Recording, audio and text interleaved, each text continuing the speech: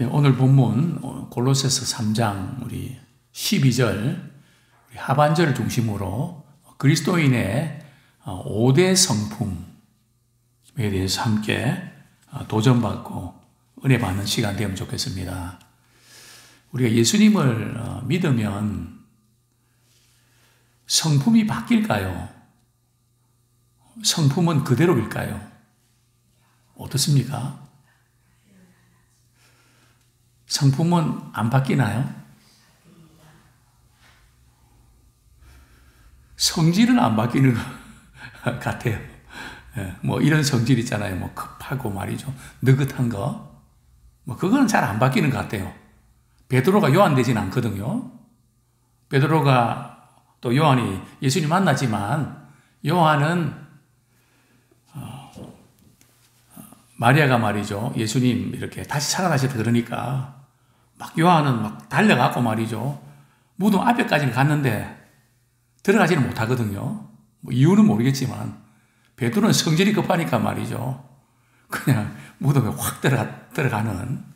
그래서 배후에도 막 뛰어내리고 말이죠. 그거 보면 예수님 만나고도 급한 성격은 잘 안 바뀌는 것 같아요. 근데 성품은 바뀌어야 됩니다. 물론 완전히 바뀌는 것은 아니지만 바뀌어져 가야 됩니다. 성경적인 근거가 있습니까? 근거가 있죠. 우리 베드로 후서 1장 우리가 예수님 믿으면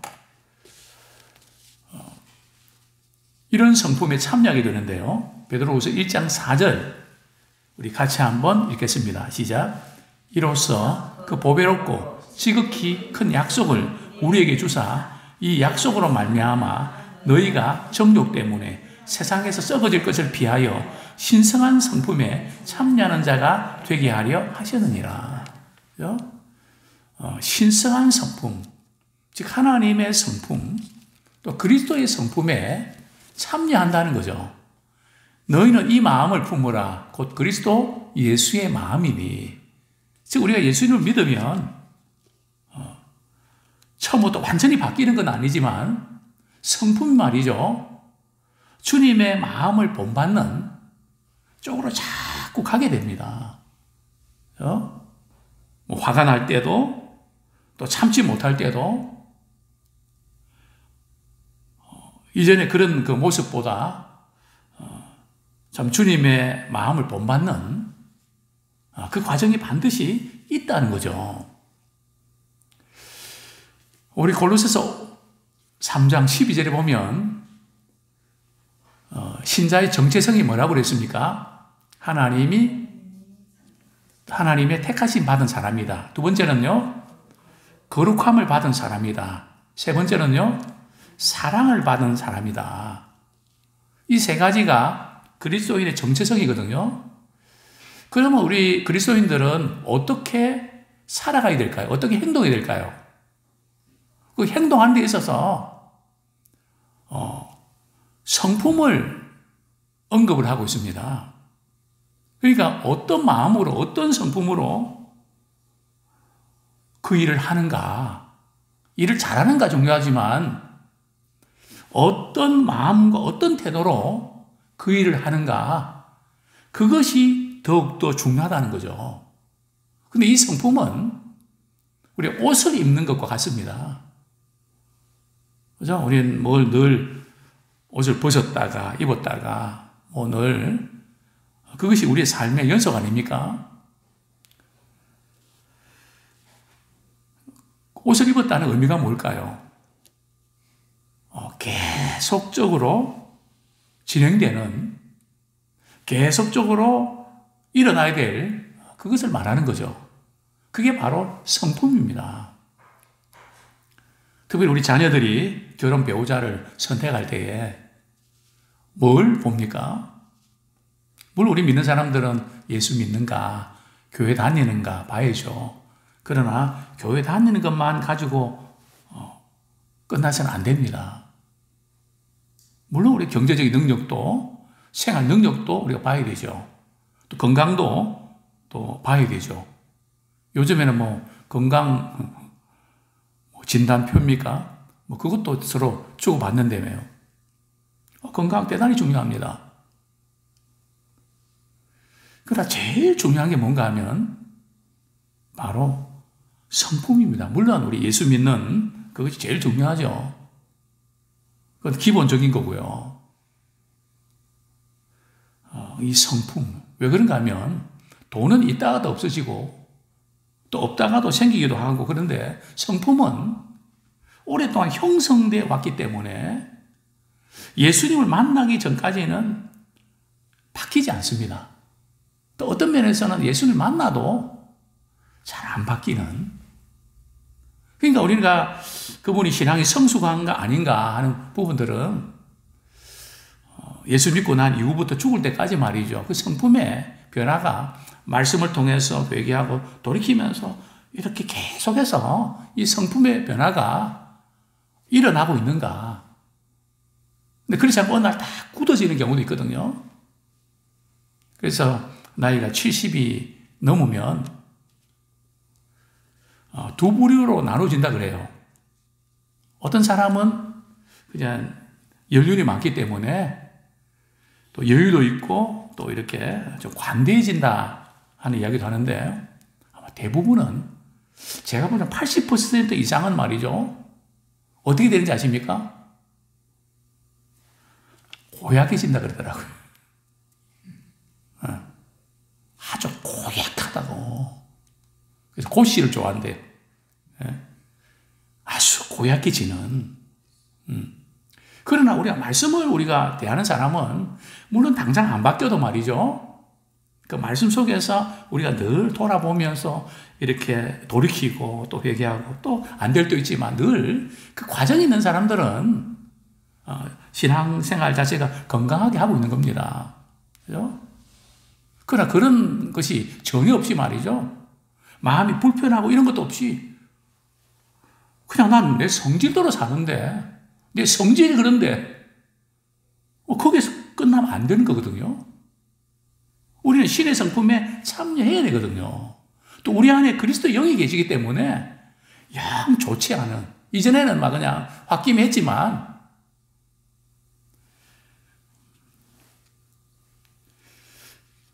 지난번에 저희 집에 이제 그냥 비가 새갖고 말이죠. 한 달 동안 그냥 비가 새고 그래서 원인 진단을 제대로 못하고 말이죠. 그냥 끓었다는 게 되게 화가 났습니다. 그래서 사실은 좀 이제 그 일하시는 분한테 조금 말을 좀 더 예쁘게 할 걸. 그게 아직까지 지금 제법 됐잖아요. 계속 마음이 불편합니다. 그래서 어제 제가 밝게 친절하게 말하고, 그죠? 나중에 끝나면 밥 한번 사야 되겠다. 그죠? 마음이 얼마나 불편한지, 그죠? 뭐 어떻게 보면 당연하고 말이죠. 그냥 내가 불편 겪은 거 생각하면 당연한 건데, 그러나 내 안에 계신 그분이 말이죠. 불편해 하시니까요. 사실 회개는 내 안에 계신 그분이 불편해 하신 거, 그걸 하나님 앞에 내놓고 하나님, 이거 잘못했습니다. 우리 사랑관계도 그렇지 않습니까? 불편하면 힘들지 않습니까? 그래서 서로 사과하고 풀고 그렇게 넘어가지 않습니까? 우리 하나님, 우리 관계도 마찬가지거든요. 우리 말이나 생각이나 행동, 우리 잘못됐을 때 참 마음이 불편하거든요. 그것을 주님 앞에 알아내는 것이 회개입니다. 그래서 관계를 회복하는 거죠. 자, 우리가 이렇게 예수님을 계속 우리가 닮아가야 되는데, 참 그 예수님의 성품을 닮아가야 되는데요. 여기에 이 5가지 덕목, 우리 한 가지씩 좀 살펴보겠는데, 자, 첫 번째가 뭘까요? 국률입니다. 자, 국률은 뭘까요? 우리 하나님은 국률이 풍성하신 하나님이십니다. 참 하나님 우리를 바라보실 때 국률이 여기시거든요. 그 하나님이 또 우리를 향해서 너희들도 국률이 여겨라. 물론 우리가 옳고 또 잘못되고 그 부분도 우리가 따져줘야 되죠. 그 분별력도 없이 국률이 여기면 말이죠. 또 그것도 문제입니다. 옳고 그런 게 분명해야 되죠. 그래, 그 단계에서 끝나면 안 되고, 긍휼히 여기는 마음. 긍휼히 여기는 그 마음이 어떤 걸까요? 어려운 사람을 보면, 고통당한 사람을 보면, 마음이 아프고, 참 어떻게 그에게 힘이 될 수 있을까? 그냥 지나치는 게 아니고요. 아주 불쌍히 여기는 좀 애틋한 그런 마음이 있는 것입니다. 예수님은 공생의 기간 동안 자신을 따르는 무리들을, 군중들을 보시면서 어떤 마음을 가지셨을까요?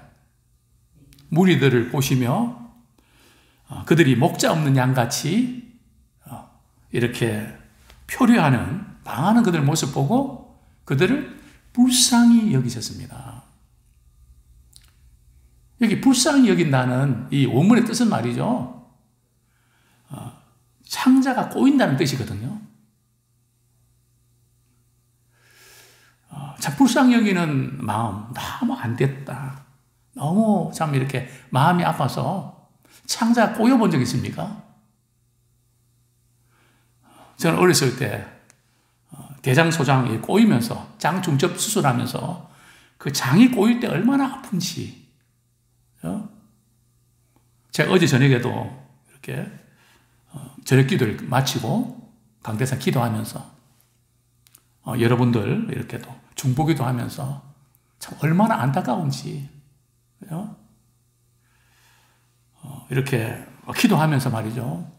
막 그게 그냥 그 안타까웠던지 기도하고 나서 5분 후에 저는 화장실로 달려갔습니다. 장이 꼬이는 막 그 애절하다고 할까요? 배가 아파서 견딜 수 없는, 제가 아마 장이 좀 약해서 더 그런 것 같습니다. 불쌍히 여기는 그런 마음, 창자가 뒤틀릴 만큼 그게 바로 주님의 마음이셨습니다. 다른 사람의 필요를 느끼고 채워주려고 하는 그런 마음. 사실 이 지금 5가지 성품이 있는데요. 이 긍휼의 성품이 있어야 나머지 4가지가 가능합니다. 긍휼의 마음이, 긍휼의 성품이 있어야 자비도 베풀 수 있고요. 긍휼이 없는 사람은 자비가 안 나옵니다. 안자비죠, 안자비. 자비를 베풀 수 없고요. 그 다음에 긍휼을 마음이 없는 사람은 겸손해질 수도 없고요. 또 온유한 태도를 가질 수도 없고요. 또 긍휼의 마음이 없는 사람은 오래 참지를 못합니다. 그 사람의 사정과 형편을 조금 이해한다면 그럴 수 있겠다 하고 참을 수 있거든요. 그러나 긍휼의 마음이 없으면 뭐 일을 그런 식으로 하냐, 참지 못하죠. 그래서 긍휼은 굉장히 중요한 그런 덕목이라고 볼 수 있습니다. 자, 2번째가 뭘까요? 자비. 하나님께서는 우리를 말이죠, 그리스도 예수 안에서 자비를 베풀어 주셔서 영원한 형벌과 저주에서 우리를 구원해 주셨습니다. 참 자비와 긍휼은 좀 비슷한 그런 면도 있는데요. 자비의 의미는 아무런 자격이 없는, 또 이해관계가 없는데 도움을 베풀어 주는 것을 말하는 거죠. 뭐 구태여 잘해줘야 될 필요도 없는데, 그죠? 참 하나님의 그 사랑 안에서 지나칠 수 없어서 그분을 바라보고 안타까워하고, 제게는 좀 사람들의 표정을 읽는 그런 것들이 좀 느껴가져요. 그죠? 그렇다고 해도 무서워하지는 마십시오. 못 읽을 때도 많이 있습니다. 어떤 경우에, 그죠? 그 표정을 이렇게 느껴지면서 참 마음이 아픕니다. 안목희 집사님은 왜 그런 표정을 지었을까? 무슨 문제가 있을까? 설교하면서도 말이죠. 그게 막 돌아갑니다. 그죠? 그리고 이제 집에 오면 그 표정이 계속 말이죠. 그게 뭐지? 그게 뭐지? 그죠? 그리고 같이 뭔가 나누면, 아, 그랬구나. 정말 저희들에게 좀 우리 하나님께서 우리에게 베풀어 주신 그 자비, 그 은혜, 아무런 자격도 이해관계도 없는데 우리 하나님은 은혜 베풀어 주셨죠.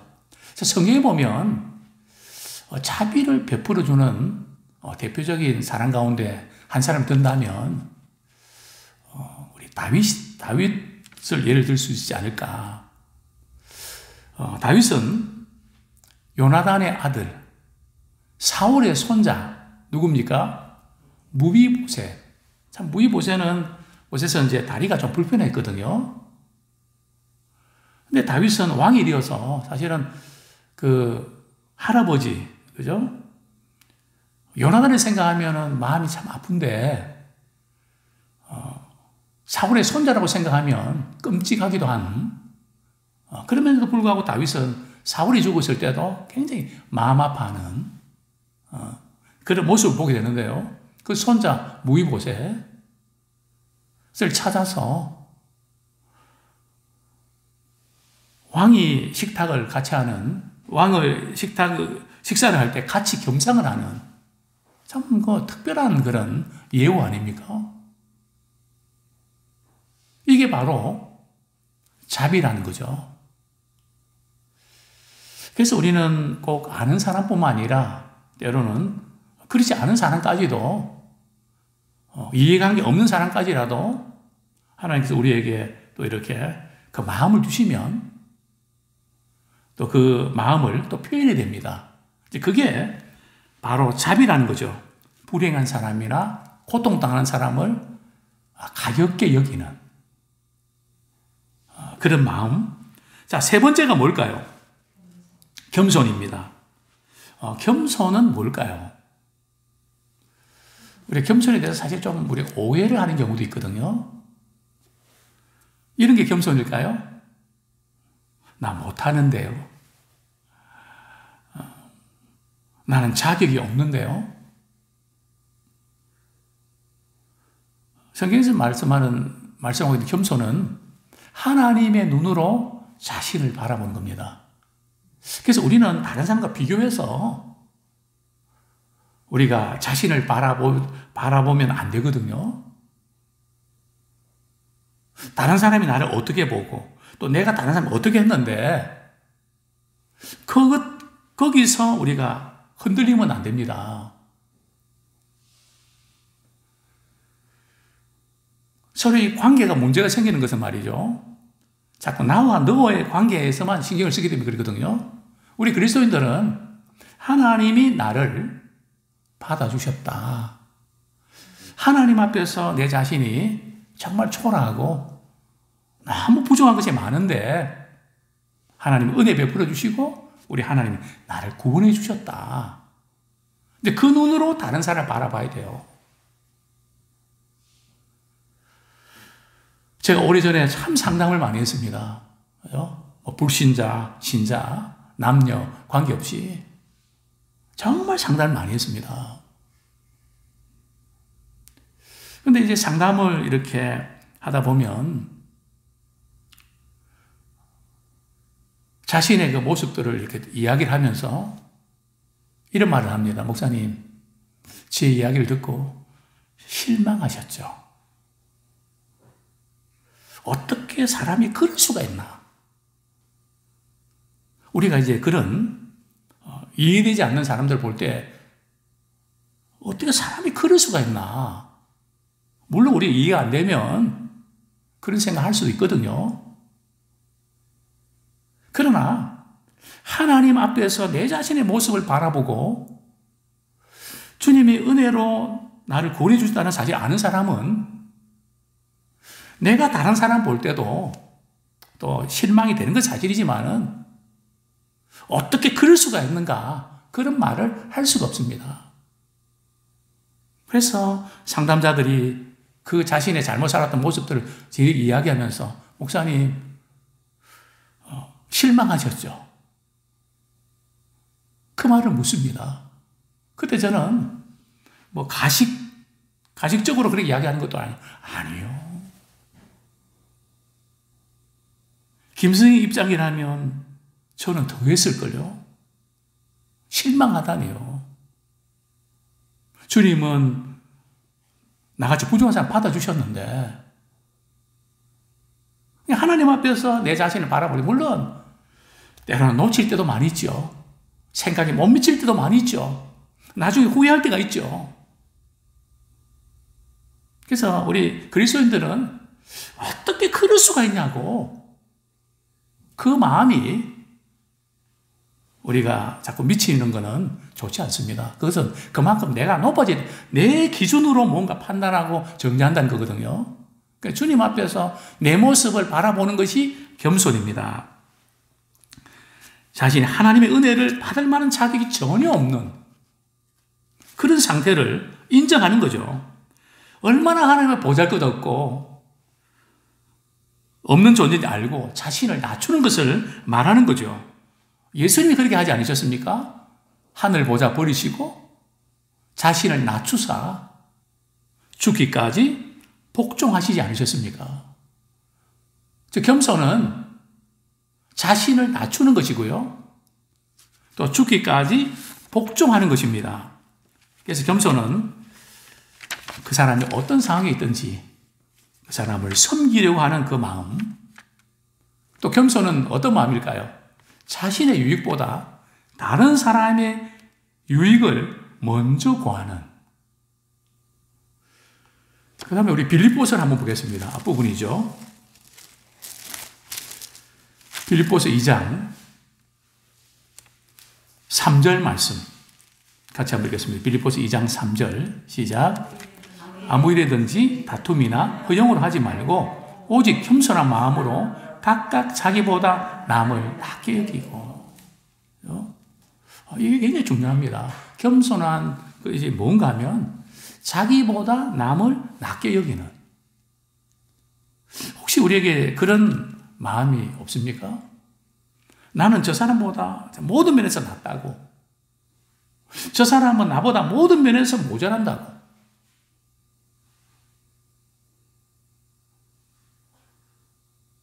그것이 교만입니다. 나는 교만하지 않다고 생각하는 게 교만이거든요. 어거스틴이 제자들과 이야기하면서 제자들이 묻습니다. 선생님, 우리 인생에서 가장 중요한, 우리 신자에게서 가장 중요한 덕목이 뭡니까? 첫째도 겸손이고, 둘째도 겸손이고, 셋째가 겸손이다. 도대체 그러면 겸손은 뭡니까?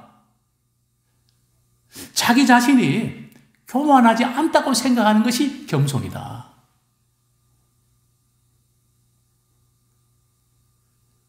내가 남보다 낫다. 그래서 우리 교회 생활할 때 말이죠. 왜 저 사람은 왜 저렇지? 정말 말하면 마음에 안 들어. 그게 자꾸 들어오면 신앙적으로 위험합니다. 물론 사람인지라 그냥 뭐 하는 거, 말하는 거, 행동하는 거 마음에 안 들 수 있죠. 근데 그걸 한번 바꿔보시죠. 아무개 집사님은, 아무개 성도님은, 아무개 권사님은, 아무개 장로님은 문제가 없는 것은 아니지만 그 부분에 있어서는 정말 귀하다. 귀한 사람을 만나고 오면 행복하죠. 문제가 없는 건 아니지만 또 저분이 나보다 낫다 하는 마음을 가져야 태도가 달라집니다. 마음에 안 든다 그러면 그게 표현 안 한다 그래도 태도에서 나타나거든요. 자녀 교육도 그렇지 않습니까? 정말 중요한 것은 바로 자신보다 남을 낮게 여기는, 적어도 한 가지 이상 내게 없는 거 하나님이 다 주셨거든요. 그것을 우리가 인정하는, 그래서 하나님의 작품이기 때문에 귀한 겁니다. 내 실력이나 능력에 그 차원에서 비교하는 게 아니고요. 하나님은 그거 보시지 않거든요. 자, 네 번째가 뭘까요? 온유입니다. 온유는 말 그대로 온화하고 부드러운 성품을 가르칩니다. 좀 간대하고 친절한 태도죠. 우리 믿는 그리스도인들은 이런 말 아세요? 딱딱거리면 안 돼요. 그죠? 좀 푸근하고, 감싸고, 관대해야 됩니다. 그게 이제 특별히 말에서 나타나거든요. 이 친절한 말과 좀 교만하게 들리는 말의 차이가 뭔지 아십니까? 내용은 비슷한데 톤입니다. 톤이 올라가면 교만하게 보이고요. 특별히 아침에는 톤 올리면 아무리 좋은 말이라도 안 들어오거든요. 성경 말씀합니다. 하나님께서는 교만한 자는 물리치시고 겸손한 자에게 은혜를 베풀어 주십니다. 그래서 우리는 주님의 마음, 우리 온유와 겸손의 마음 갖기 원합니다. 자, 그 다음에 우리 또 온유는 말이죠. 약한 그런 유약하고 흔들리는 그런 게 아니라 하나님의 말씀이면 그대로 반응하는, 전적으로 하나님만 의지하고 순종하는 자세. 어떤 점에서 굉장히 강하죠. 자, 5번째가 오래 참음입니다. 오래 참음은 우리 하나님께서 우리 죄인들이 회개하고 돌이키기를 원하셔서 오래 참고 계십니다. 몰라서 가만히 있는 게 아니라 회개하고 돌이키기를 원하시기 때문에 오래 참고 계시거든요. 자, 그런데 우리가 오래 참을 때 우리 조심해야 될 게 이런 말 하잖아요. 내가 꾹꾹 참았다가 이제 도저히 못 참을 것 같아서 한마디 내가 했다. 근데 성경은 우리 참을 때 우리 조심해야 될 것을 몇 가지 말씀하고 있는데요. 우리 야고보서 우리 이렇게 참아야 됩니다. 야고보서 4장 몇 번이나 참아야 될까? 언제까지 참아야 될까? 어떻게 참아야 될까? 성경 말씀하고 있는데요. 우리 야고보서 5장 7절부터 9절까지 같이 읽겠습니다. 시작. 그러므로 형제들아, 주께서 강림하시기까지 길이 참으라. 보라, 농부가 땅에서 나는 귀한 열매를 바라고 길이 참아 이른 비와 늦은 비를 기다리나니 너희도 길이 참고 마음을 굳건하게 하라. 주의 강림이 가까우니라. 형제들아, 서로 원망하지 말라. 그리하여야 심판을 면하리라. 보라, 심판주가 문 밖에 서 계시니라. 참을 때 우리 어떻게 참아야 되는가 하면 우리 주님 오실 때까지 3-4번요. 길이 참으라. 끝까지 참고 인내하라. 또 참때 그냥 꾹꾹 참고 억지로 참는 게 아니라 농부가 말이죠. 땅에서 나는 열매를 바라고 이른 비와 늦은 비를 기다린 것처럼 그런 마음으로 기대를 가지고 참으라는 거죠. 다 필요 없다 그렇게 생각하면서 참지 마시고요.